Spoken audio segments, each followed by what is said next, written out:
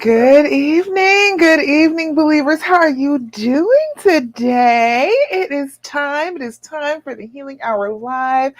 I am Love Coach Dasha, and if you do not know what you have signed up for here, we are talking about healing and reconciling after infidelity. You have been through the trauma, and it is a trauma of infidelity. You have been through the person that you love the most hurting you the worst that you could possibly hurt, but you want to continue with the relationship. You want it to be okay. You want to get back to the love. And I'm here to tell you that that is absolutely a reasonable response. You do not have to leave. You do not have to feel like you are backed into a corner about that. You can stay and not only stay, repair the relationship and still feel good about yourself in the aftermath. You can do that. I promise you that it is possible because I did it. I did it myself. I am 14 years past D-Day right now, and I'm telling you right now, you can do it. And you're not stupid for it.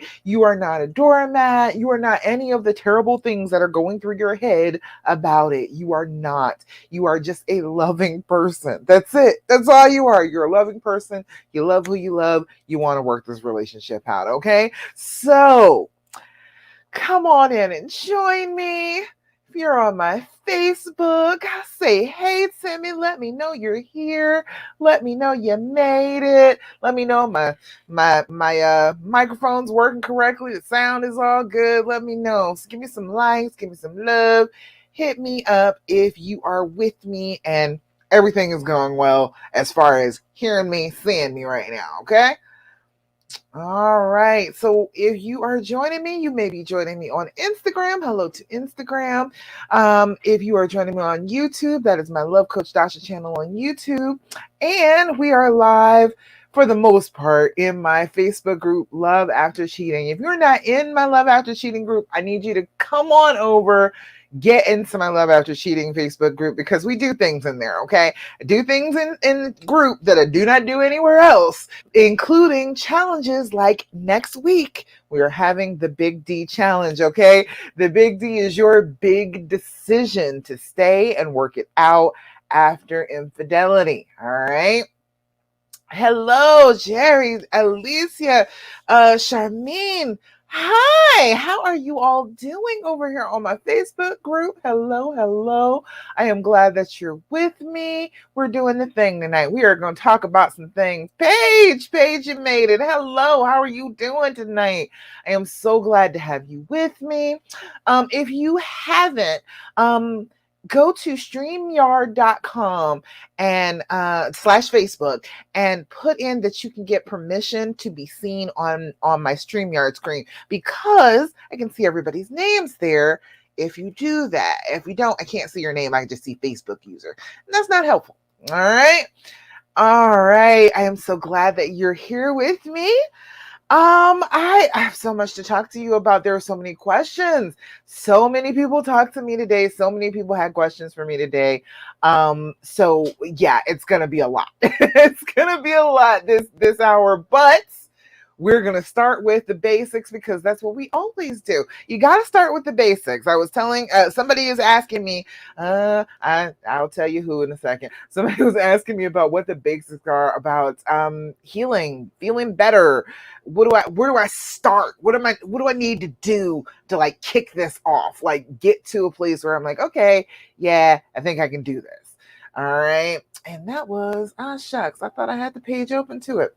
I will tell you who it is in a second. But these are the basics. These are like the very basics that I'm always going to tell you. I am always going to start off with. You can be guaranteed that if you talk to me, you're going to hear me say these things, okay?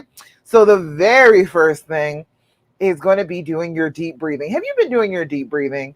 Have you been doing your journaling? Have you been doing those things? Those things are super important. Those are the top two like basics that you need every single day. You need to be working on because it's a self-care number one. But these are things that you need to be doing to start to actually get on the healing process after a trauma. Having your journaling, having your deep breathing done, those things are going to be important as you go along. All right. So the first thing is the deep breathing. Why do we do deep breathing? Why do we do that?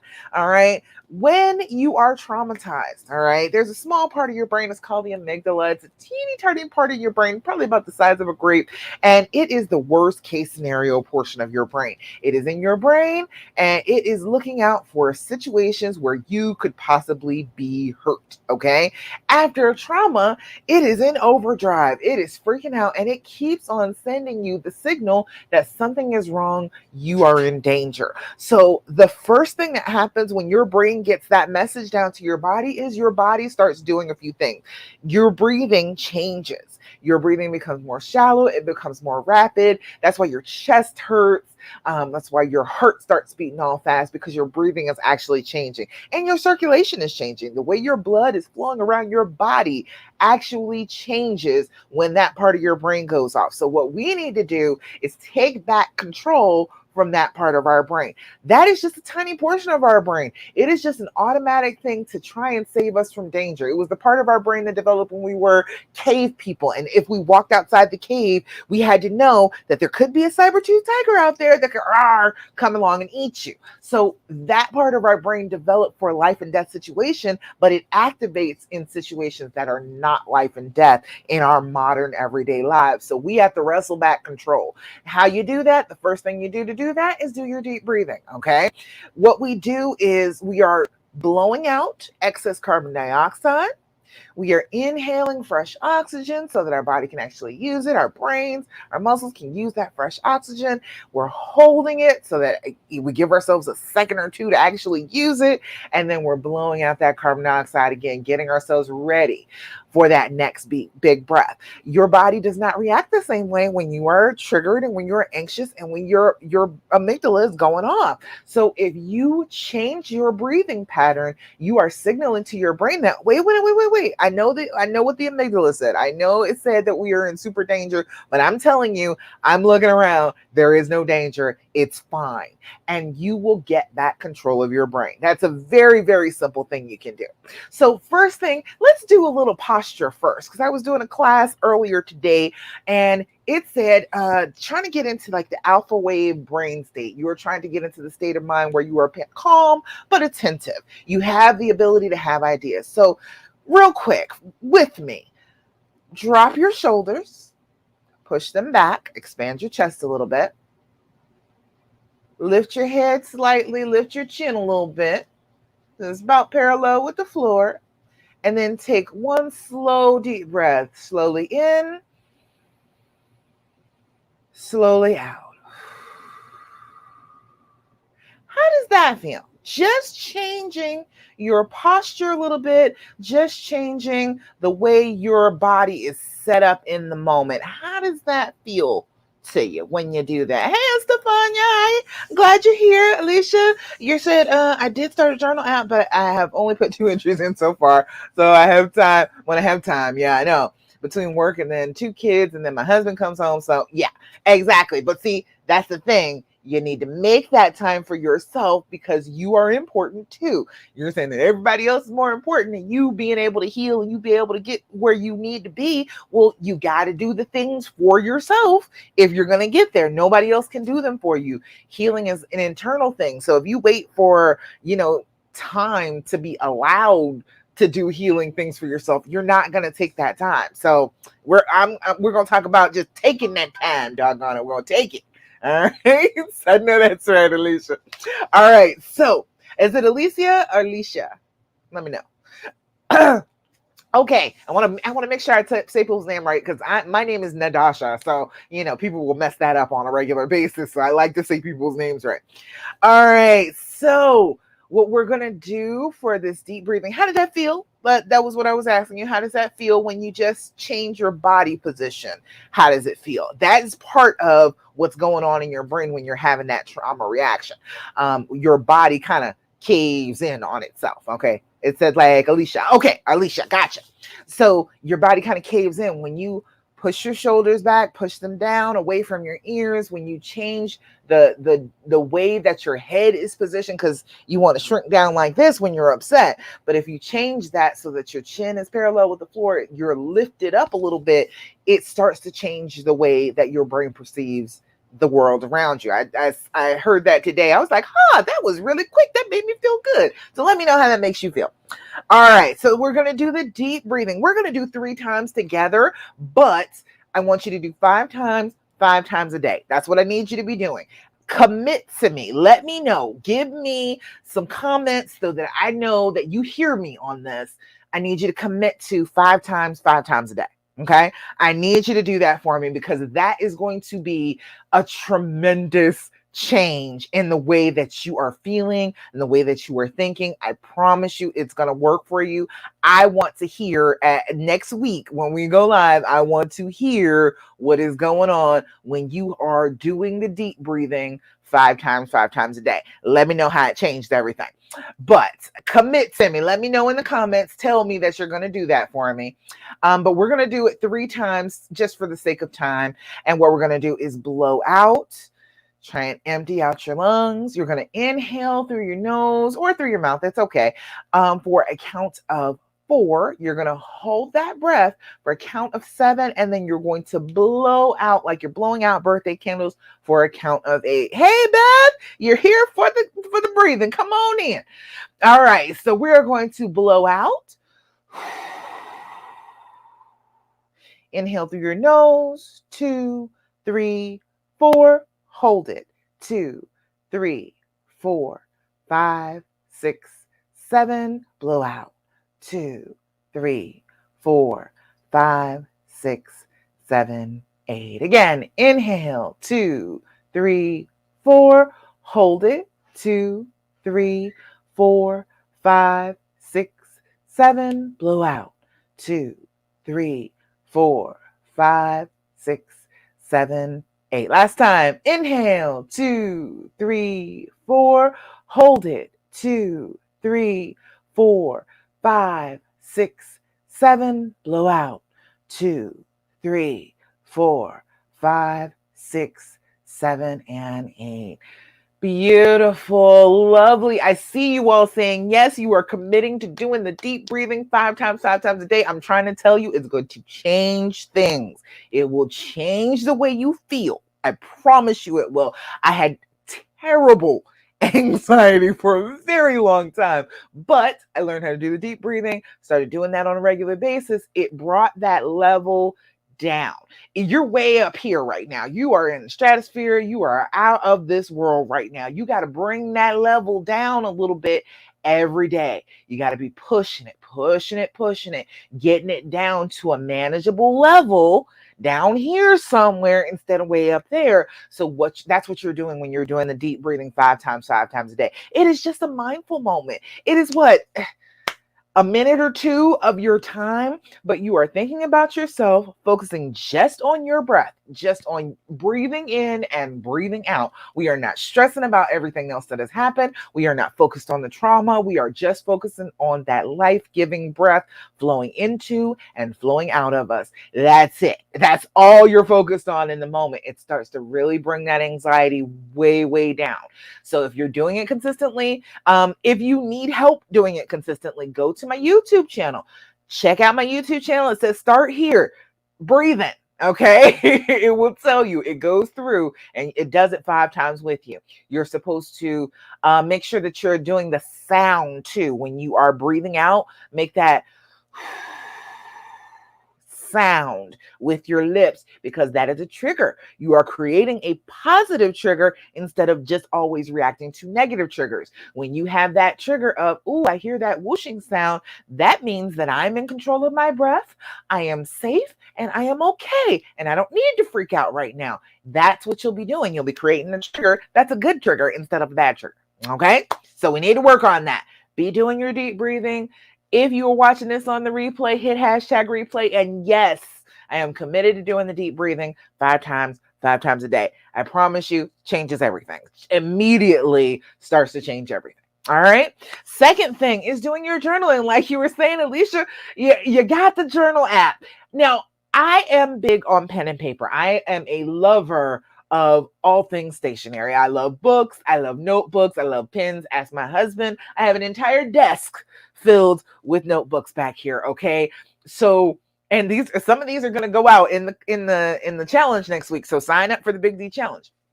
but it is better to have it on paper.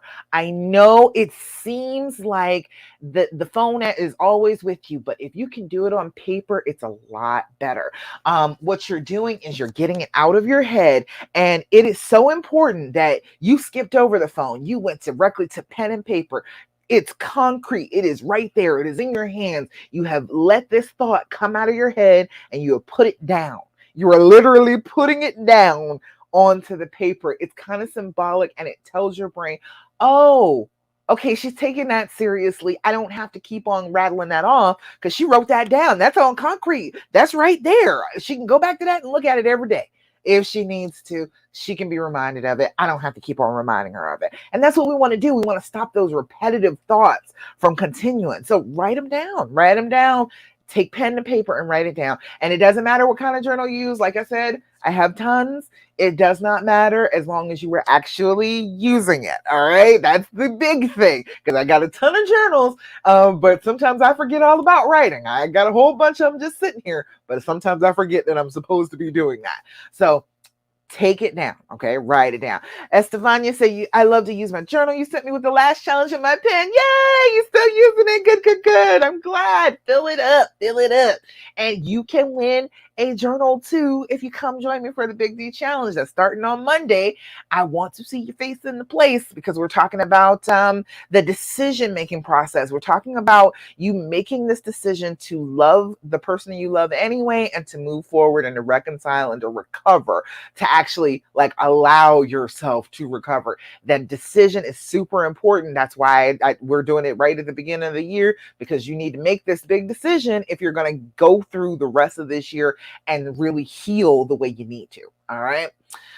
All right, let me see. Deep breathing, journaling. Okay, that's the first two of the basics. That is self-care. Give yourself this time. It's only about 5 minutes, maybe 10 in the morning and in the evening. And then, doing your deep breathing in between. It's only a couple of minutes. That's it. You're not asking for hours and hours of me time. You're not doing that. You are taking a few minutes because you need to do that. You need to have a few minutes sometimes. And it is perfectly reasonable and perfectly rational for you to have those few minutes. Tell him he has to go ahead and sit with the kids for a few minutes, because I need my journaling time. I need to go do my journal real quick. I will be better when I'm back. Hang on. All right. You got to snatch that time for yourself. Okay. All right. So then another thing that is a basic thing that you need to be focusing on, you need to be doing every day, is being grateful for the good stuff. Good stuff still happens. I know it feels like it doesn't. I know that the trauma is telling you that good things just disappeared with this, right? Good things just didn't exist anymore. Like, our love, that never existed. That wasn't real. That is a lie. It is a lie from that itty bitty portion of your brain that is trying to protect you by making you separate. It's trying to make you isolate, be away from people. But if you are grateful, if you are happy about things on a regular basis, that part of your brain can't keep on telling you awful things. If you are sitting there like, no, good things have happened to me, and you are focusing on them and thinking about them on a regular basis, that part of your brain does not have as much power. So basic thing, self-care thing, Thirsty Thursday. All right. I got lots of Thirsty Thursdays today. I'm excited. I got to tell you good stuff. Hold on. I got to bring my laptop around here because I need this on my lap. All right. So Thirsty Thursday. Let me see the good stuff that is going on here. All right. First of all, we have Beth and I've been working together. Beth is with me in my recovery and reconciliation program, which is going to be opening up again soon. I'm trying to tell you, you need to go ahead and get in on that. It's good stuff. But Beth says, yeah, hubby and I worked on the car together yesterday. It's running again. Isn't that a metaphor for life? Isn't that what that is? That is a metaphor for life. We are doing this together. And we have made it work. We have made it run. And that's exactly what you're going to keep on doing. I am cheering for you. awesome. I'm so glad that you had that good experience with him, Beth. Next we got Betty. Betty said, this is fun. Betty said, we went to a really nice restaurant this week and got a bottle of wine and had a great dinner. We decided to go there once a month as part of our weekly date night. So not only are you getting the weekly date nights, you're going to get to go to the special spot once a month. So we really celebrate now. We are really putting some effort into getting that intimacy back, loving on one another, creating ritual, creating a routine together that we know we can count on each other for this. We are going to go have some fun. It doesn't matter what's going on. And don't let that stop you. Even if you're arguing, even if things are going like a little bumpy that night, still, we are going to follow through with that because we decided in a good moment that this is a good thing. So we're not going to let the bad moments erase that good thing. That's excellent, Betty. Good job. I hope you keep right up with that because that sounds like a lot of fun.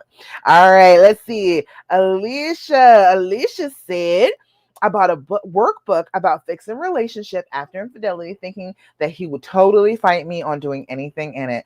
Surprisingly, he didn't. He said, I will do whatever I can to help you start to heal and help us move forward to have an even better relationship than before. I did all these awful things I did.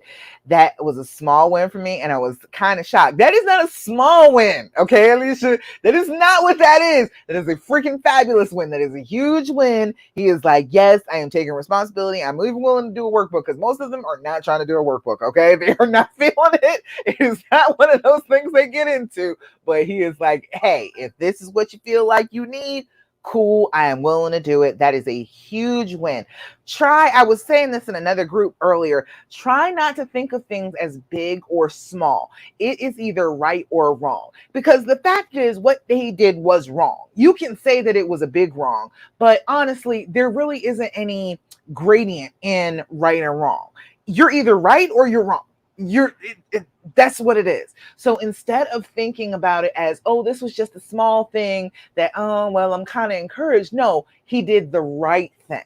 He did the right thing. He headed towards the positive. That is what he made the decision to do. That is a good thing. Don't dismiss it as being small, because everything is small compared to the infidelity. Everything in the whole wide world that he could do to fix it seems tiny in comparison to how big you hurt. So let's not do big and small. Let's do right and wrong. All right. That makes sense, Alicia? And then Jenna Lee, we watched the EMS recovery video. That's a big thing. And you said you didn't flood in the conversation afterwards. You were able to watch something that was extremely triggering and have a whole conversation about it afterwards without your emotions flooding you. Damn, girl. That is impressive. That is a Thirsty Thursday win for real, for real. You need to be extremely proud of yourself. Everybody, pat yourselves on the back. Get really excited about the good stuff that happens. I know that it seems difficult when the bad stuff is just so big and it's so overwhelming, but the good stuff does still happen. You got to recognize it for you to be able to participate in it, for you to enjoy it, so you can actually heal. You can get to the place where you feel better. All right, let's see. Let me make sure. You have any comments? You just said yes to all of that. Yes to all of that. All of that. Yes, I'm saying. That said, it's such a wonderful support and time to focus on healing. Get in the group. Get in the group. That's what I'm trying to tell you. It's about to open. When you see me put up Recovery and Reconciliation, you need to come and be a part of that group. Okay. I'm gonna tell you more about it, but you need to come get in that. But for right now, if you're not in it, you need to come and get in the Love After Cheating group, because awesome things like this are happening inside the group. People are having good days. People are having good things happen. It's not just all misery. I know people will tell you that real happiness and real recovery are not really possible. Someone in the group said it earlier today. Well, you're delusional. It's not going to be real. You're not actually going to be happy, and it's not really like that. You can have that happiness and peace and prosperity and love and everything. You can have it again. You really can. I don't know why people try and make you feel like you're not, except for fear. That's the thing. Yeah, that's the thing. All right. All right. So, did Thirsty Thursday, good basic things. Those are things that you need to be doing, you need to be working on, you need to be thinking about if you are going to be healing after infidelity. You got to think about those things. All right. Let's see. All right. Let me think. Let's see. The next thing, I'm gonna do a couple cards from the end. The healing edition. This is from theskindeep.com. I think I actually have the ad on my inside the Facebook group. But this is a really nice game. This is something that you can sit down and play. It builds the intimacy again. It helps the two of you because you want to ask a whole bunch of questions after infidelity, but asking questions about the infidelity sucks, okay? It does not help you heal. It gives your brain even more ammunition. Gives that little part of your brain, that amygdala, it gives it more vivid detail in order to stress you out. So you've asked all these questions and you fed your brain all of these details, and then your brain starts using them against you. And that's why it makes it harder after you have been asking all those terrible questions that you didn't really want to know the answers to. That's why it's bad to do that. So instead of those questions, try these questions. This pack is about $25, I think, online. You can get this, okay? This is not focused exclusively on, oh, you cheated on me, so we got to get better from that. It is focused on positive interactions with you and your mate. So let's see. Good questions. Ooh. Oh, this is a confrontational one. This one might be a little itchy. All right. This one says, what are you not facing? What are you not facing? Oh, no, I can't see that online. Oh. All right. That one might be a little touchy. That might be a little touchy. Let's go on and get another one. Because, of course, you're going to think one way and they're going to think another. But if you're asking a touchy question like that, what are you not facing? And they do actually answer, listen to the answer. Okay. Don't sit there and be like, I know what you're not facing. You're not facing this, then that. And you're ignoring what they're saying. Pay attention to what they're saying because you'll get more information like that. And you never know. They might be on the same page as you. They might be thinking the exact same thing, but you got to actually listen to be able to hear that. Okay. So listen to their answer. All right. The second one says, how do you know when I'm truly present with you? How do you know when I'm truly present with you? How do you know when I'm truly present with you? I like that. That's a good question because sometimes I get a little distracted. I think I have been watching too many TikTok videos, but I really honestly believe that I probably had ADHD my whole life and I just hadn't noticed. I'm a Gemini and people always expect that I'm a little flighty anyway. They expect that I'm a little scatterbrained anyhow. So it was always like, whatever, you're just like that. But I'm like, maybe that was actually a problem all this time and I just didn't realize it. So I can be really distracted by things. I get distracted by my phone. I get distracted by my computer, TV, books. I get distracted by lots of things. So he can tell when I'm present because I'll stop doing most of the other things. I'll start I can pay attention to two things at the same time. If I'm just looking directly at him, I'm probably not hearing a word he's saying. All right, let's see. The next one. Let's see. What was your first impression of me and how has that changed for the better over time? That's a nice one. What was your first impression of me and how has that changed for the better over time? I like that. That's a nice question. I like to think I know how he sees me, but I think I would like to know the answer to that question. I think that would make me feel good. All right. But those are questions, good stuff that you can ask that builds up the intimacy a little bit instead of asking a whole bunch of questions that are really destructive to your well-being. All right. So check that out. It's on theskindeep.com if you're interested in that. I have that one and I have the regular relationship one, and they're good. They're good. They're good games to play and they really build you up. All right, let's see. What else is going on? Alicia, you said, how do I get into the group? You posted on Facebook. It is not open yet. It is not going to be open until the end of the challenge. So come do the challenge with me. And then it's going to be open at that, at the end of that week. Next Friday is when the Recovery and Reconciliation workshop or program opens up again. It's a subscription. I'm gonna tell you more about it during the challenge, because I got so much to go through. I don't even want to keep on talking about the group because there's so many questions I gotta answer. But yes, I know you're interested. I will definitely make sure you see when I post about it. All right. I'm excited. This is a good day. I feel good today. Do you feel good today? I'm just feeling pretty good today. I don't know what's going on. I'm feeling all right. All right, let me see.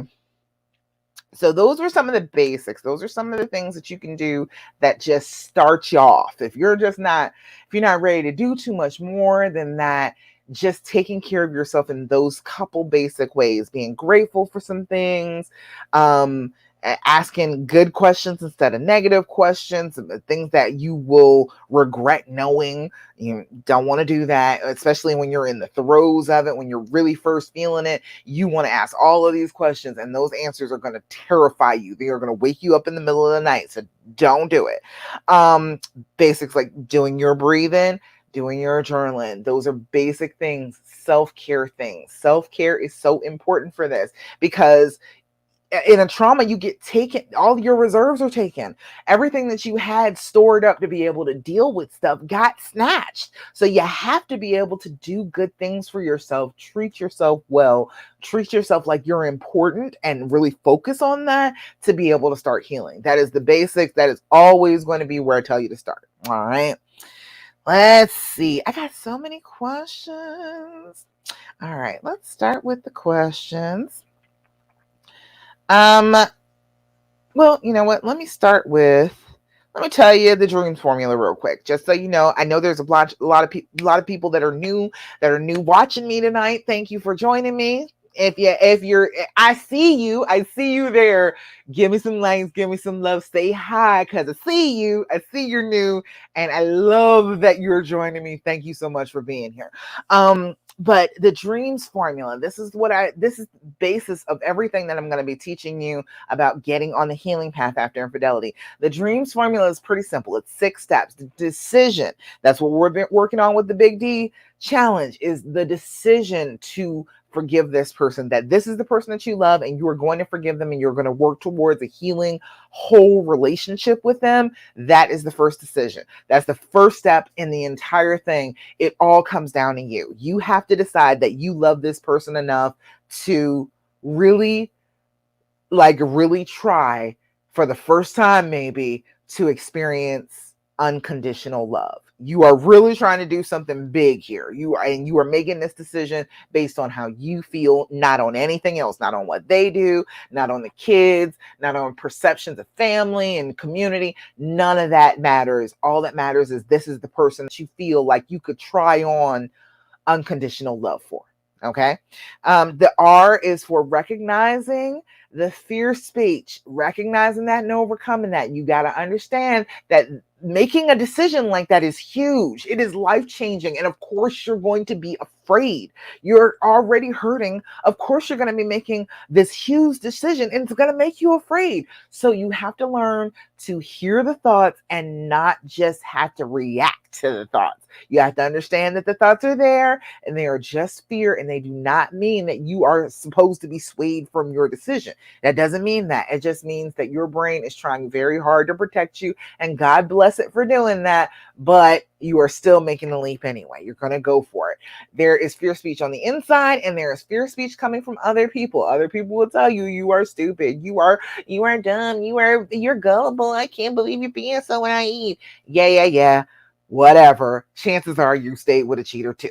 So you have to make that decision for yourself, and then deal with the fear that comes along with it. And other people's fears are a factor. All right. We got the E, which is evaluating the why. You got to figure out why this happened. And you probably know more than you think you do. There's 3 categories for that: sick, sad, stupid, the 3 S's. Sick is real physical illness. It is mental illness. It is physical illness. It is hormones acting up. Those things are real physical things that make people do stuff that they wouldn't have otherwise done. All right. Then there is sad, which is a loss of some kind. We are going through a pandemic. Everybody's going through loss right now. Everybody's going through some type of loss, like loss of your job, loss of a family member, loss of your security and your way of life. There is a ton of things that we are losing right now. Everybody is grieving. Everybody is walking wounded right now. So everybody is going to deal with that sad component. You probably everybody in here right now is probably dealing with the sad component. And stupid is just all of the stupid things that we are told about being in relationships with one another. We are told dumb stuff, and then men are told especially stupid things about how many women it takes to be a man, and if you don't have money you got to have women. It's a whole bunch of crazy stuff that they are told. So that is what stupid is. Stupid is the influences that we have had growing up that have damaged us, that have made us not really understand what love is really like. Okay. Then we have got the A of the dreams formula, that is allowing the healing to happen. You got to let down your walls. You got to be okay with moving forward. I know you want to talk about it all the time, but if you're going to move forward, if you're going to have a positive relationship, this cannot be a daily conversation. I am sorry. It can't even be a weekly conversation after a while. You've got to start moving past it. You got to start going on the dates. You got to start having sex again. You got to start hugging and kissing more. You got to start doing the relationship stuff that you want to be a part of your relationship, not just dwelling on the negative and trying to get him to be remorseful all the time and get him to be sad with you all the time. That's not how you want your relationship to be. So that's not how you got to actually start healing. You got to start participating in the relationship. And then there's M, which is managing the future feelings, dealing with the triggers. That is always a question. The triggers are sensory. The triggers are things that you see, hear, touch, smell, taste. They are all things that are inputted into your brain that may or may not have anything to do with the actual like cheating. It may not have anything to do with that. It may be something completely different that just reminds you of something that had to do with the cheating. So what you need to do is work on those triggers, catch them when they're small, they're baby monsters, and you can squash them instead of when they get to be Godzilla-sized monsters and you can't do anything about them. You just got to ride them out. You've got to recognize where you feel it in your body when you are experiencing the triggers, and come up with good things, positive things that you can do instead of dwelling on the trigger. Sensory stuff, things that you like to look at, your favorite pieces of art, your favorite smells, your favorite foods. Focus on those instead of the sensory overload that is the trauma. All right. And then of course S is for support. You need support. You need somebody who's going to take you seriously on this, okay? People that are giving you a hard time about this, they've got to be out of your healing circle. For real. They're not going to help you. They're just going to make you more frustrated and try and shame you or guilt you into feeling like you're doing the wrong thing. Again, this is all about you and you making the decision. You have made that decision that you love who you love. And if that person is not supporting you on that, that is not a supportive person in your life.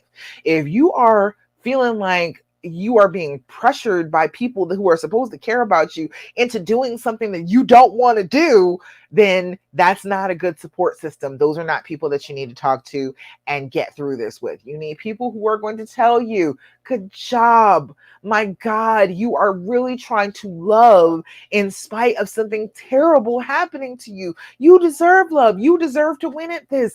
I am with you. What do you need me to do to help you? That's the person that you need in your life, okay? You do not need a whole bunch of naysayers going all off and giving you a whole bunch of fear speech to fuel your already overactive fear speech. You just don't need that, all right? So that is what I'm here for, to help give you support. That is what my Love After Cheating group is for, to give you that support, that structure, so you can come in and say, okay, I am not leaving. What do I do now? How do I try and work this out? All right. How do I figure out how to get to the next step? That is what I'm here for. So come and join the Love After Cheating group. If you're not in it, you need to come on in and join it anyway, because these are awesome women in here who will help you. All right. Let's see. Okay, yeah, Beth, I did see how to get into the group. It's open on Friday the I can't get my calendar. Friday the 21st will be the first day it's open again. But in the meantime, I want everybody to come and focus on doing the challenge with me. Come do the challenge.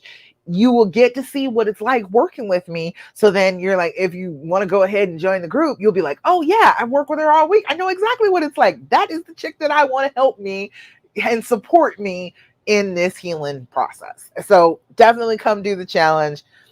I want to see your face in the place. All right. And it is an announcement in the group. It is in my link tree on my Instagram. So come join me, sign up. All right. All right, ladies. All right. Let me get down to these questions because, Lord, we only got like 15 more minutes left, or 18. And I want to get to everybody's questions. I want to make sure I talked about everything that everybody wanted to talk about. So Paige, I know you're here. Hi. You asked in the group, you said trying to forgive, to stop comparing yourself to the one they cheated with. Ooh, yes, that is a big one. Well, trying to forgive, that's the dreams formula. It always reminds me, every time somebody says try, is do or do not. There is no try. That is from Yoda, and it is wisdom for the ages, okay? Forgiving is practice. Forgiving is I do or I do not forgive you this time, this moment, this instance. Do I forgive you or do I not? How do I act like a person who was forgiving if I forgive you? How am I acting like a person who is not forgiving if I don't forgive you? Being aware that there are countless times during the day that you could be forgiving or not be forgiving. Being mindful of that. That is all it is. Forgiving is just taking the instance in front of you and saying, for this instance, yes, you don't deserve it. No, I'm not saying that you deserve it. I'm saying that that's what I am choosing. I'm choosing to forgive you and I want to move forward. So even though you don't deserve it, in this instance, I am saying, yes, I forgive you in this way. Okay. Does that make sense to you, Paige? Let me know. Because it's practice. It's either doing or not doing. Okay. And the more you do, the easier it is. I promise you, it gets so much easier the more you set those feelings to the side and say, okay, if I forgave you, then yeah, you can go out with your family members and go to the sports bar and have a few drinks. If I forgave you, if I don't forgive you, then I want you to be miserable and sit here with me and we watch TV together and I have my eye on you. That's what I would do if I was not forgiving. So it's every decision. It's just taking that breath. What would I do if I was forgiving right now? And do that thing. All right. And comparing yourself. Okay. There is no comparison. I don't know where, I think that women in general, we have been conditioned to try and compare ourselves to other women anyway. There are different beauty standards all over the world. And for some reason, we all feel like we have to compare ourselves to one another, but we do not. You can get 50 women who are all 150 pounds and 5'8" with brown hair and green eyes, and they're all going to be different. They're all going to be different. There is no comparison. You got to keep that in mind. That is a false thing that we have been taught with advertising and our representation in the movies, that's saying that, oh, well, if you're not this beautiful, then you're not beautiful. But flowers are beautiful and Christmas lights are beautiful. And that doesn't mean that either one of them is ugly. It doesn't mean that either one of them is bad. They're just good in a different way. All right. Does that make sense to you? Let me know, because that's always one that drives me crazy. People always trying to compare themselves to other people. We are supposed to be individuals. Him wanting to be with somebody else meant different. He wasn't going for the same. He wasn't trying to find somebody who was the same as you, because he already has you. He has that example of what he thinks beautiful is in your form. But there's a lot of other forms out there. So even if it was just like, oh, I just have to have somebody else, it was only because they were different from you. So comparing yourself is not going to help you at all, because that was never the point. That was never his point. He never wanted to find someone to compare you with. It was just somebody different that gave something different in the moment. Whatever pain it was, whatever one of those three S's that he was dealing with, that person happened to help that particular problem. But it didn't have anything to do with you. It's nothing to do with your looks. It is nothing to do with how you behave. It's nothing to do with the sex. It's nothing to do with any of that. It's just the fact that he needed something and he thought it was outside of you. And most of the time, when people do that, it's inside them, but they look for it in other people, and then that causes other problems. So, does that make sense to you, Paige? Let me know. Let me see. Ariel, you said, what's the challenge? The challenge is the big D challenge. The challenge is talking about your decision after infidelity. If you are shaky on the decision, if you're like, I don't know if I really want to stay or if I want to go, or you're feeling bad about the decision. You made the decision, but you're like feeling that guilt and shame and all of that craziness that they make you feel about making this decision, come join the challenge. My Instagram paused for a second, but yeah, come join the challenge if you're feeling a little shaky, or if you are in the midst of making the decision. You've made the decision but you still feel bad about it. Come join the challenge. It'll help you. Alicia, you said, honestly, I did therapy for a month and felt that the woman was going to be no help for me. I already feel better joining this Facebook group a couple of days ago and hearing you tonight. That is awesome. Thank you so much, Alicia. That touches my heart. I love to hear that, because I you know, the stuff that I heard didn't work. I tried it. I was there where you are. I was hurting, and everything that they told me did not freaking work. Okay, it did not do what I needed it to do. The stuff that I'm telling you in the dreams formula, it works. It gets you past the humps. It gets you to the next day, the next step, the next minute. It gets you there, instead of like relying on, most of the advice is, well, tell him that he's got to change this and then your feelings can change. That sucks. I'm not in control of my feelings. He has to do something in order for me to feel better. That sucks. I don't want to do that. I am in control of me. I can make me feel better. He can help. Yeah, sure. Yeah, that'd be great if he would help. But even if he's not, I am not going to sit here and suffer and wait on him to try and fix me. That's just insane to me. And it never worked. So I was like, okay, I'm not going to do this anymore. And I figured out my own rules. All right. Charmaine, you said, how do you stop the triggers when they're small before they spiral out of control? Good question. We were talking about that, catching them as baby monsters. They're baby monsters when they start off. You have to be mindful about where it is in your body you feel this monster starting to creep up. It's all sorts of different places. It could be your forehead gets tight, your temples start pounding, your jaw clenches. It can be lots of different places. For me, it hits me in the chest and then my stomach drops. It's the same every time, but you will feel it in your body that you are triggered before you can rationally understand it with your brain. All right. So what you're trying to do is just pay attention to your body now.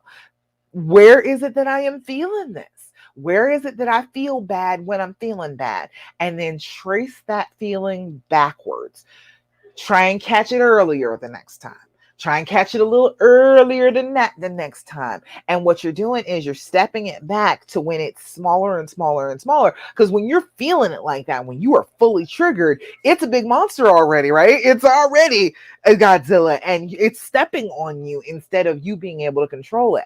But if you back up, and it takes a little bit of practice, a little bit of time, but that's okay because you got time. You were going to have to take time to heal anyway. So it's okay that it's going to take a few weeks of you being mindful about what's going on inside and following that feeling back. You are triggered before you recognize that you are triggered. That's why the journaling is so important, because as you're journaling, telling yourself the story about what was happening in the hours leading up to I was triggered, you're going to figure out where the trigger was, instead of oh, I feel triggered and, it's a big old monster on my back right now. It was like, oh, I felt a little uncomfortable. I felt a little thump in my chest. And that was 6 hours ago. And you've been slowly simmering ever since till all of a sudden the you boil over and the top blows off of the pot. Okay. So it happens way before you think it does. So just try and be mindful about your body, where you feel that anxiety, that trigger most in your body, and then trace it backwards. Does that make sense, Shameen? That makes sense? You said me too? I am so glad, girl. I'm so glad. I'm glad you feel like that.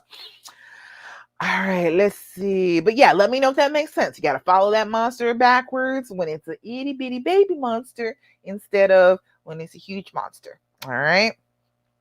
Let's see. Questions. Got lots of questions. All right. So, Betty said, oh, I didn't even comment on your question, Betty. Betty said, chasing away negative thinking and how to not allow yourself to get to the point of rage, how to diffuse the anger. Yes, that is the same thing. Most of the time, okay, let me just say this to you. Most of the time, the anger is actually with a mask on. Okay. More than likely, if you are feeling this anger and it is bubbling over, you're angry because you're afraid. So go back to the fear. Go back to what it is that I am feeling that I am afraid of. What fear is fueling this anger for me? A lot of the time, if you go back and address the fear itself, then the anger won't rise anyway. Okay. But it's still that same thing, figuring out where you feel it in your body, where it starts to roil up inside you, feeling it there, and then tracing that feeling backwards, trying to understand when you first started feeling it. What was that trigger? What was the thing that poked you just right to start this off? And when you do that, again, with your journaling, going back, reading back on what you've written down, you'll be able to find patterns that you can't find if you're just thinking. The reason writing things down is so important is because your memory doesn't work the way you think it does on trauma. It does not. I know you think your memory is fantastic right now. It sucks right now. Your memory is giving you big holes right now that you don't even recognize because you're in the midst of the trauma. All you can really see and feel is the pain. That is what surrounds you. That is what covers all of your senses. And so then good things happen and things that aren't bad happen, but you can't see them because the pain is in the way. So when you're writing things down, you get a much clearer view, and then you can remember things that really did happen that you have forgotten because the pain took up so much of your attention. All right. Does that make sense? Let me know. I get off on a tangent every now and again. Let me know if I lost anybody. Let me know that I lost you and where I lost you. But yeah, Betty, that's what it is. It's the negative thinking. You just got to recognize it when it starts. Journal about it. Get it out. I was reading that they did a study where if you wrote down a negative thought about yourself and then balled it up in the paper and threw it in the trash, you were more likely to let go of the thought because you were assigning that thought a real value, a value in the world. The value in the world is it's trash. And you throw it away and your brain is like, oh, okay, well, I guess it was trash. And it keeps on going. You can trick your brain into doing lots of stuff. That's why you can't always believe what your brain is telling you. When your brain is on fear, it is not telling you the absolute truth. It's telling you a whole bunch of lies in there, and your perception is different from what you think it is. Renza, hey, how you doing on Instagram? I see you, girl. Hi. But you when you assign that value as, oh no, this is trash, and throw it away, like physically, it symbolically tells your brain that, oh, that wasn't real. Okay, that was just trash. I can let that go, and it moves on to the next thing. But your brain will believe what you tell it to believe. Mara said anxiety this week a.m. at 10 a.m. for no reason. There was a reason, Mara, and you've been listening to me thus far, so you know what I'm going to say. There was a reason. It might have been the night before. It was hours before you got bad feelings when you were just like, oh my God, this feels so bad. It's usually hours before that you get triggered. Pay attention to the things that are happening. Do your journaling. And that honestly, that's the same exact thing that we've been talking about. If you're doing that on a regular basis, you will be able to find in your journal where it went wrong, what happened. And if you're doing your journaling in the morning before you like get up and start going for the day, and at night before you go to bed, a lot of the time you get an information dump at, especially at night, you can get all of this stuff out that you don't necessarily like click with at the moment. But then if you come back and read it later, all of a sudden it'll be like, oh, because you'll be able to make connections because you got a little bit of rest in between. All right. Betty, you said that she got a concert tonight, and your son is having a concert. I hope he did really well at his concert, Betty. I know you're gonna catch it on the replay. Beth, you said, oh, see, we were just talking about this too. Sorry, this is long. It's okay, Beth. I hear you when you say we need to start believing that our partners are doing what they say they are doing when we're not together, but it's still hard. Yes, it is. I was on the phone with my husband the other night and I could hear another woman's voice in the background. I assumed the worst and had some big scenario in my mind of him cheating. Turned out he was waiting in the restaurant on the food delivery for his job. I did not believe him until I heard him talking to the server. What can I do to tell me to stop thinking the worst and just believe? All right. That's hard. I know that's so difficult. It's so mind-blowing because you have come up with an entire scenario in your brain that is a complete lie. And that's the first thing you need to recognize. And I'm glad that you understand that that's what's happening, because it's a lie. It's your brain being fearful and thinking of things that will make you withdraw. It's trying to pull you away because this person has hurt you before. And if you pull away from them, then you'll be okay. But if you stick around them, then you're not going to be okay. So it's going to always tell you things that will try and make you push away. So it's a constant. You got to battle with your brain a little bit. You got to tell your brain, hey, that is a lie. That is a lie, and I will not accept it. I will not have that. We are not going to sit here and lie to me. You, my brain, you are supposed to be on my side, and you're sitting here lying to me. That's the first thing you can do. Another thing is to put yourself a little distance away from the scenario, okay? If your friend was telling you, oh, I'm freaking out, he is out, I think he's talking to another woman, I heard another woman's voice in the background, are you going to sit there and hype her up? Are you going to sit there and be like, yeah, girl, absolutely, he is cheating, I don't know what the hell you doing with him? No, you're going to say, no, there has got to be a more reasonable explanation than that. Why would he call you if he's with another woman? That's crazy. He's going to answer the phone when you call with another woman talking right in his ear. Does that make sense? Girl, it's okay. He's probably out at a restaurant or something. When you take that little bit of distance from the situation, put yourself into, okay, this is my friend telling me this instead of this is me experiencing this. It gives you a little bit of distance and lets you think more rationally. When you're thinking that it's you, then it's super difficult to deal with it because everything your brain is telling you is negativity. But if you take yourself a step or two away from it, if you can't do it with just one step away, try 2 steps. Try, this is an observer. This is somebody who is watching us have this conversation. Me and my friend are having this conversation. I am a person way over here who is listening in on the conversation. Does this seem rational? Does this seem reasonable that you are totally believing the absolute worst about the person that you love off of there is a woman in the background? No, that doesn't sound right. I think maybe you need to calm down. Take a few deep breaths, young lady. That's what you're going to be saying as a stranger way off in the distance overhearing this conversation. So take yourself out of it a little bit. Take a step or 2 back. If you got to go all the way to God level, if you got to go all the way to you are omnipotent and you see all and you know all, and you're like, oh, honey, no, that's not his girlfriend. That's just some server in the restaurant. That's okay. It's all right for you to take it as far out as you need to get perspective and say, no, that sounds fearful. Does that seem reasonable though? No, it doesn't really seem reasonable. Let me let me get this together. I don't think that that's really what's going on. And a lot of the time, you can get yourself to think the positive thing. Um, Ask yourself, what would be the positive thing that I'm thinking right now? What would be a positive instead of, oh, he is out, he's with another woman right now, and he's cheating? He's in the store. Is the most reasonable other explanation for that, right? Makes the most sense. All right, let's see. Hope that makes sense to you, Ben. Let me know. Let me make sure. Anybody asking questions? Okay. Oh, dang. Oh, it's stuff. Let me go back and see the comments here. All right.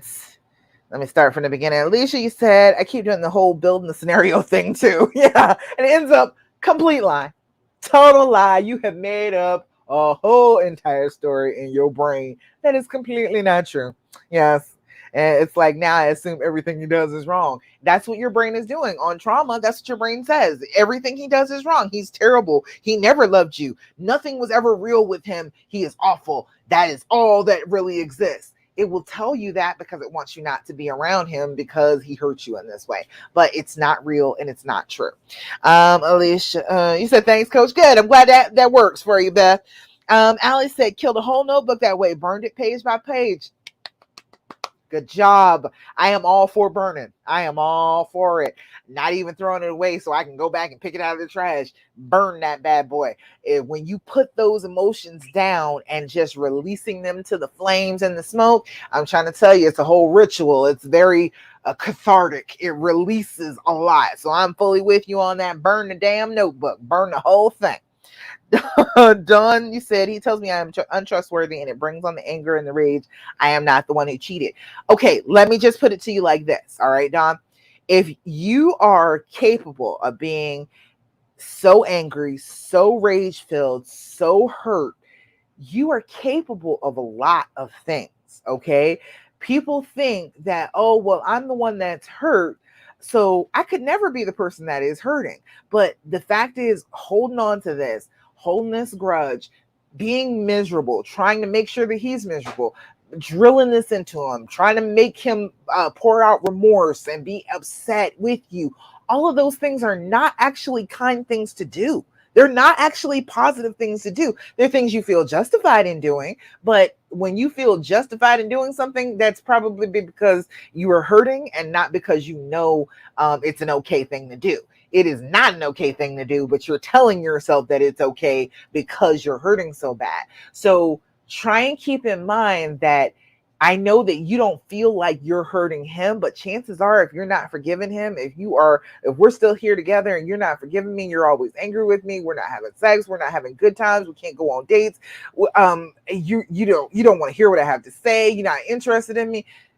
Those are all hurtful things. And he may think, people that act like that, people that act like they are hurt with you and they're angry with you and they don't want to be around you, will do something to hurt you. That is exactly what you think he should have been like when he was doing this, right? You would think that, oh, well, if you're angry and you're mad and you're upset all the time, chances are you'll cheat. That's where that's coming from. And of course from guilt too. But I mean, really, that is a real thing. When you are so upset and justifying doing things that are hurtful, then that's what happens. They believe that you could do something that's hurtful. Oh, shucks, what can I get? I'm trying to scroll down and see other questions. I see other comments. It won't let me see all the comments. Let me see. I can't see everybody. If you are with me, if you want to keep on coming and talk to me, I definitely always want to hear from you. Go to StreamYard.com/Facebook. Let me be able to see your name. That's all it is. It's an allowance for me to be able to see your name on the StreamYard software, because it shows me all the comments, but it just says Facebook user, and I want to call you by your name. I don't want to just be like, Facebook user said. Charmaine, you said, I still find him looking for women on dating sites and him playing messages from WhatsApp. Hey, baby, you're from someone else, but he's getting help from counseling. It's just hard to see, and I wish I was making a scenario. Well, they do that. Whatever that is. Okay, first of all, the first thing that it could be is testosterone. If his testosterone is a little low, if he's in his like late 30s, gaining on 40 in his early 40s, men's testosterone goes down, and just hearing the voice of another woman talking to them boosts testosterone. It actually physically does something for them. So if he's just doing that, if he keeps on being all on the internet and he keeps wanting to talk to people, it may just be that his testosterone is low and it makes him feel better. It increases that testosterone level and makes him feel more manly, more like himself, if he gets to talk to somebody else. That may be what it is. I know that's not cool. I know that it's not all right, but I'm just saying that is one of the physical reasons why they end up just sitting here talking on dating apps and chit-chatting with people, not even meeting anybody, but just being inappropriate online. It's because new women stoke testosterone. We stoke oxytocin. Oxytocin is that love drug. It's the chemical that mothers secrete when they are nursing their babies. It is a very tender, very I love you, I want to be gentle with you, I want you to be in my life forever type of feeling, instead of that more masculine, more aggressive feeling that the testosterone is. And they associate that feeling with manliness and with love, with like, oh well, she makes me feel so manly, so that's how I must love her. They don't get the whole oxytocin thing. It kind of throws them off, and it reduces their testosterone level, which again makes that whole cycle go wrong. Beth, you didn't know about the testosterone? Yeah, I was blown away. Hormones do so much to our brains and to our bodies, and we're like, women are taught so much more about their hormones than men are. Men are not taught anything about how to deal with, how to compromise with those hormones acting up. They're not taught that. And so then it hits them and they have no idea what happened. And then we're mad at them. But yeah, that's exactly what it was. Let's see. Oh goodness, I can't. Oh, everybody coming in so fast. All right, let's see. At least you said that makes sense. My husband is about to be 40 in a few months. It is a hormone thing. It happens so often, and they may not have ever cheated. They may not have ever done anything like that, but that testosterone starts dipping and they don't know what to do with themselves, because it is a whole different feeling hormonally. You know how you are when your hormones are off, right? And they get this once a month too, even if they are not at the point where they're old enough that the testosterone is really starting to drop really low. Once a month, they get that feeling that their testosterone drops just the same way that we get PMS. So same thing. Every month they got that going on. And then when they get a little bit older, they do. Beth, you said mine is in his late 30s too. Exactly. Allie, you said, God, you're old. You're not old. You're going through some things right now. You're not that old. Let's see. Let me make sure I got everybody. Ali said, still don't make it right if it's always the same woman. Yeah, see, always the same woman. And that is usually whatever it is going on between him solves some issue that he's having. Whatever it is, it could be like some of them, they'll get one and they can't let go of them. And they always got to try and like take care of them because they like identify like on like a fatherly type level. It's weird stuff. They get these little obsessions going sometimes, and it's not about that person at all. It's about what that person makes them feel. It usually doesn't have anything to do with that person. Usually it's some old childhood trauma shit that has just surfaced, and it came up with this person, and this person soothes that trauma. But and you see, you do a lot of things to soothe trauma. You really do. So try and see if is it one of those type of things. Let me know. Charmaine, say, wow, you didn't know that either. I know, right? The hormones, they do affect you. And yes, that's his age range. Exactly. That's exactly when it happens. They said she didn't know about testosterone. Ariel, you said my husband wants to get my name tattooed on him for our upcoming D-Day. Okay, all right. He also has his dad's name tattooed, who passed when he was young. What are your thoughts? I mean, I'm for it. How you feel about it? You feel like that's a good thing? You feel like, how would that make you feel? Because he's saying it's permanently on my body, that you are the one. You're the one. No matter who sees it, they will know that it's you. So, I mean, how are you feeling about that? Do you feel like that's a positive thing? That might be a good step forward, something that you can do for D-Day to reaffirm your relationship instead of their relationship. Shoot, you might can get a tattoo too. Don't get his name. You don't have to get his name. Don't do that right now. You don't need to do that. That's gonna probably piss you off some days. Like, you can get something symbolic of your healing. You can do that, like a butterfly or a blooming rose or something like that. Phoenix rising from the ashes. You can do something like that too. So that could be a whole thing that you do as a ritual, as a routine that you do for your D-Day. Instead of thinking about the past, you think about your future. What's my new ink gonna look like? You do that. I'm with that. Okay, let me see. Anybody else? Don. Oh, I missed that part you said before, Don. He was cheating before he ended the relationship. He went on Plenty of Fish and found a bar slut who he slept with for the next 4 months while we were back together. He would sleep with her while I worked on weekends and then come home to me. He says he loves me and I shouldn't let it go. I should let it go. He's not sleeping with her anymore. I just can't believe that he ever loved me if he can sleep with this woman. This is the second woman in 2 years. Love has nothing to do with it, Dawn. That doesn't have anything to do with why he did this. This was pain. More than likely, this is his own issue, his own pain that he was dealing with through somebody else. It doesn't have anything to do with loving you. You can love somebody with all your heart and still do something messed up to them. Your own mother can love you and still hurt you. That's not what that equals. It doesn't equal, oh well, that means that you don't love me. That's not what that is. It means that you are dealing with something that is separate from me, that doesn't have to do with me. It doesn't have anything to do with you. I promise you it doesn't. I missed what you said you're gonna need help with, Allie. Well, you said you're gonna need help with something. All right. Was it talking about the triggers?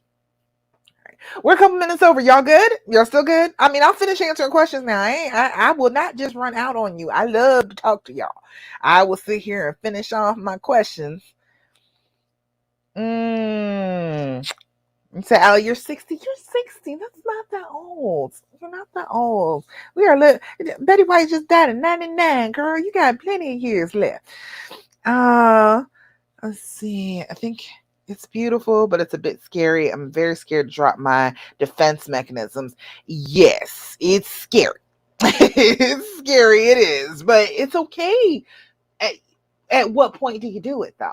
It's going to be scary at any point to drop down those walls. But the thing is, the defense mechanisms are meant for defense, meaning you do not want this person close to you. You want to back them off of you. So if you're using defense mechanisms, you're making it harder for yourself to heal. So you got to let those walls down sometimes. You just got to go ahead and just be like, okay, all right, I'm going to do this. I am going to go through with being happy. I am going to celebrate together. I am going to make better memories on this D-Day. Instead of being focused on the past, we are going to be focusing towards the future. You can do that. That is perfectly all right. It's scary.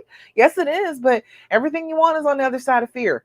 Everything that you have ever desired is going to bring you a little bit of fear and a little bit of discomfort to be able to get it. And that's just to show you that you really want it. So I say just go for it. I'm all about celebrating as much as you can, as often as you can. So if this is the thing that he is wanting to do for you, let him do this thing, and you make this be a thing between the two of you. You make it be something that means something to you, and a day that you just let those walls down. Right? I think it's beautiful. I do. I think that's a beautiful idea.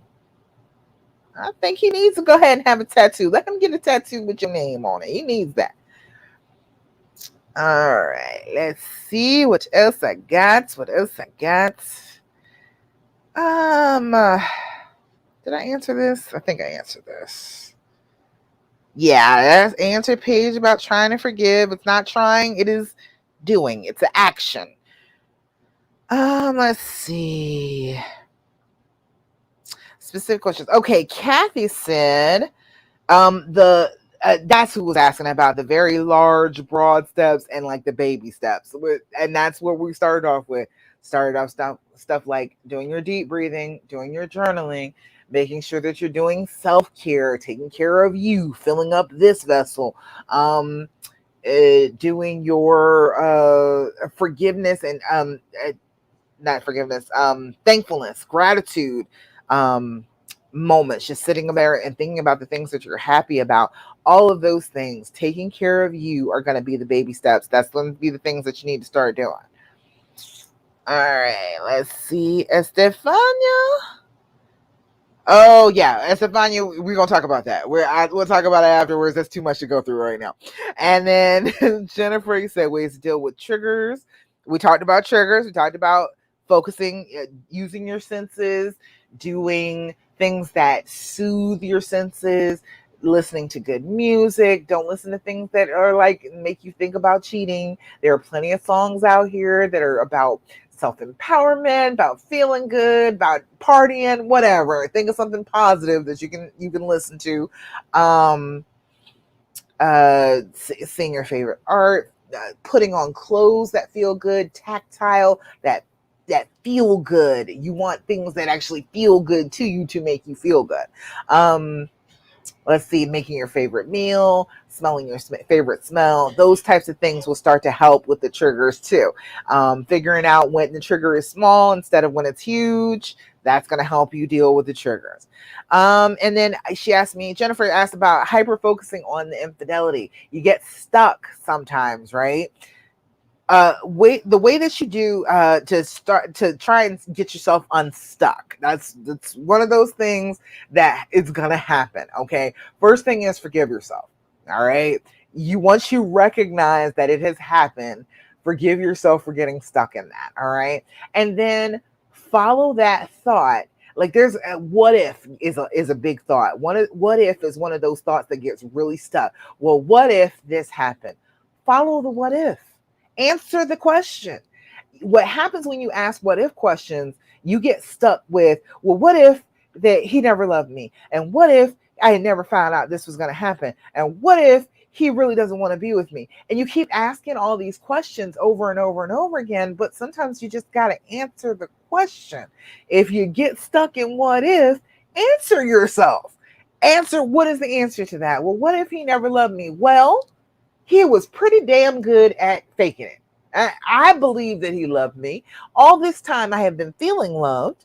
He has been showing me love, and I have seen him show me love in 1, 2, 3, 4, 5 different ways. And if he is a faker, he is a damn fine faker. And if he is fake, then I'm not wrong for believing that he loves me. That is the answer to that question. Okay. And when you think about it like that, I mean, like, well, okay, well, what if I'm wrong? What if he did actually love me? What if all of that was real?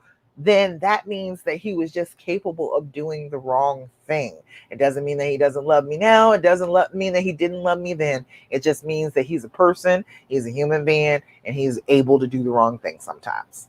That's where that will lead you if you get stuck. Don't just stay stuck. Keep on asking the questions over and over again. Start to answer the questions. Dig yourself out of the hole. All right. Oh, let's see. Anything else? Anything else? Oh, yeah. You said Alicia said that's just a defense mechanism for him. And you are not and have not been the problem. Yes. Yes. That's what I'm saying. Let me go back. I missed something. Donnie said, thank you. I need to hear that I'm not the problem. You're not. You're not. You are just a very loving soul who cares about him, who wants to work things out. You weren't the problem. How are you the problem? How could that possibly make you the problem? It's not. It's just a lie. It's another one of those lies your trauma tells you. He seems to want to blame me for all of the problems in the relationship. And you know what? That's what happens when you're feeling guilty and shamed. You start to try and blame it on other people because you know you're wrong, but you don't want to admit that you're wrong, and it hurts to be wrong. So maybe if I blame other people, then then I can go ahead and go forward because then it's not all my fault. But that's a really normal thing that people do, try and blame somebody else for their behavior, but it is not your fault. It is not. And the thing is, that's a button he knows to press with you. He knows that he can make you all upset and get you to react all angrily. And then he can say, oh, well, see, this is what I was talking about. This is how you treat me. You can't let that be a button anymore. You got to be like, okay, you can press that button all you want to. That button doesn't connect to anything anymore. It does not set off the alarms. It does not set off the smoke detectors and rain down acid on our heads. It does not do that anymore. I'm not allowing that. And he won't keep pressing that button. Okay, I promise you. You just gotta not let it be a button. All right, let's see. Wait, she said I gotta go, but I want to thank you so much. Oh, you're welcome. Just this hour has honestly been so helpful, and I'll be sticking around in the group, and we'll be joining the other group when I can at the end of the challenge next week. Again, thank you. Bye. Bye. I'm glad you were here with me, and I'm glad everybody has been here with me. I don't know. My video went off on Facebook. I said my camera was unplugged, but it's still there. I don't know what that was. But that's okay.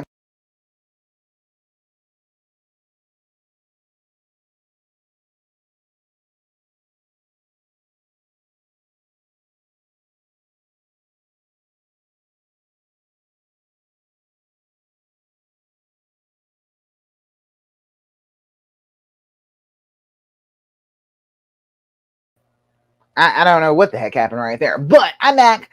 All right, but I'm getting ready to go too. Al, you said all of that. Thank you. You're so welcome. I'm so glad that everybody has been here with me. I am so glad that you are hearing me talk about being on the healing path, because I promise you, the way that other people talk to you about it and tell you that everything is just doom and gloom and it's never going to work and you're always going to be miserable and you're never going to be able to trust them again, that is not true. That is just their fear speech talking to your fear speech, and we need to overcome that. We need to get past that if we're going to get to a better place and be in our relationships. All right. So I guess that's about it right now. I'm gonna go ahead and go because I'm way over. You're so welcome, Charmene. Thank you to everybody. I am so glad that you joined me here for the Healing Hour Live. I will be back again next week and do the Healing Hour Live at 8 p.m. Eastern Standard Time on Thursday.